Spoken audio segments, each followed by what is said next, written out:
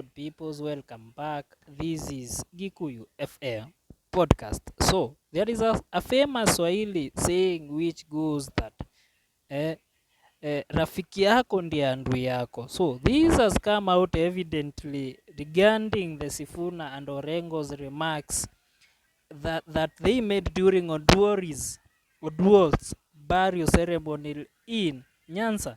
So what happened? The Orengo and Sifuna criticized President William Ruto man to man on tear-gassing of Butere girls' children.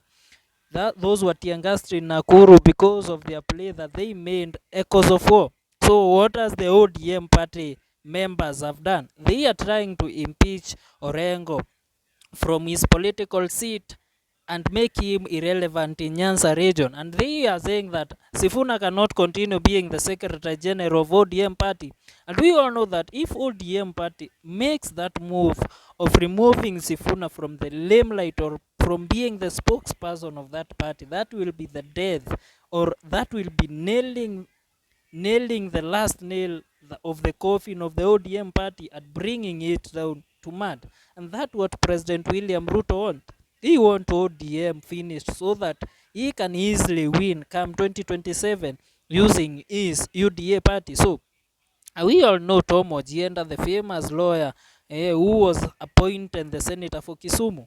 So Kisumu Senator Tom Ojienda has voiced his disappointment over the comments made by James Orengo and Edwin Sifuna in the presence of President William Ruto. Sifuna and Orengo criticized the Kenya Kwanza government during the funeral of Raila Odinga's bodyguard George Oduor. Ojienda slammed the ODM politicians, asserting that the Raila-led party is now part of the Kenya Kwanza government. Members of the Orange Democratic Movement led by Raila Odinga remain at odds, trending barbs over differing views on President William Ruto's government. The latest criticism came from Kisumu Senator Tom Ojienda, who took aim at Siaya Governor James Orengo and Nairobi Senator Edwin Sifuna for criticizing the Kenya Kwanza government in the presence of Ruto. Speaking at the funeral of Raila Odinga's late bodyguard George Oduor, which was attended by Ruto, Orengo said he would not join those uncritical praising the current administration, instead urging for honesty and constructive dialogue. He wanted that the nation could face decline if leaders fail to address difficult realities and continue to shy away from uncomfortable truths.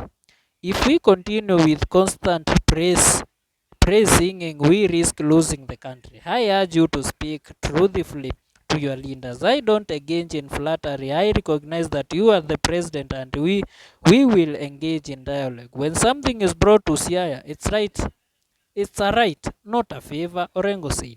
On his part, Sifuna criticized Ruto's administration, saying many of the challenges it faces are as a result of its own actions. He highlighted the echoes of war controversy where tear gas was used against students during a drama festival, urging President Ruto to assert control over his government. So, these are self-inflicted pains. Those people involved in making your work hard, read them. The riot work, we know your work is very hard and no one should make it even more difficult, he ended. During an interview with Citizen on Thursday, the Kisumu senator expressed his disappointment with Orengo and Sifuna's comments in front of Ruto. Ojienda criticized their remarks at the funeral of Oduor, calling them inappropriate and saying that such statements should not have been made to the president. He also stated that in his view, the ODM party is now fully integrated into the Kenya Kwanza government following the formation of the broad-based government. It was wrong for Orengo and my colleague Sifuna to speak in that manner at the funeral of George Oduor. You don't address the president like that, especially during a visit to a funeral, Ojienda said.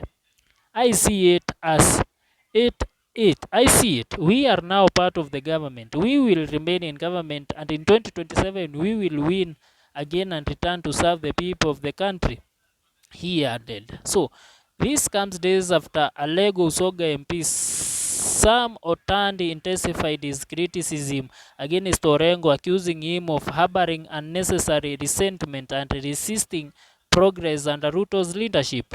So, speaking on the floor of the National Assembly on Tuesday, April, Latand questioned Orengo's unwillingness to acknowledge what he described as the president's inclusive approach towards the Nyanza region, particularly the Luo community, making a shift from past political marginalization, now serving as a chair of the National Assembly's Budget Committee at turn, suggesting that those who oppose the administration should be viewed as working against national interest. So, we all know Atandi bwana. Atandi umeshiba, now you are here lecturing Orengo. You don't know even where ODM party came from. Orengo, he was the one who was named king by Jaramogi Oginga Odinga. Jaramogi Oginga Odinga eh, did not even propose his own son to succeed him in politics in Nyanza. He left before he died. He had blessed Orengo to be the next political kingship or kingmanship of the Luo Nyanza region. So, Atandi, keep quiet, bwana. You guys should offer Orengo the respect that he demands and not threatening Mr. Angro Orengo of an impeachment motion, bwana. You cannot impeach Orengo, bwana. He has won very many cases. He is a lawyer both by practice and by professional, and by end occasion, even by geniusism. And you cannot intimidate Orengo with matters law. So, bring it on. Orengo is waiting for it in Siaya County. Go and impeach him, Mr. Raila Amolo Odinga. So what do you think, guys? Leave a comment on the comment section, like, share, and subscribe to our YouTube channel. This is Gikuyu FM Podcast.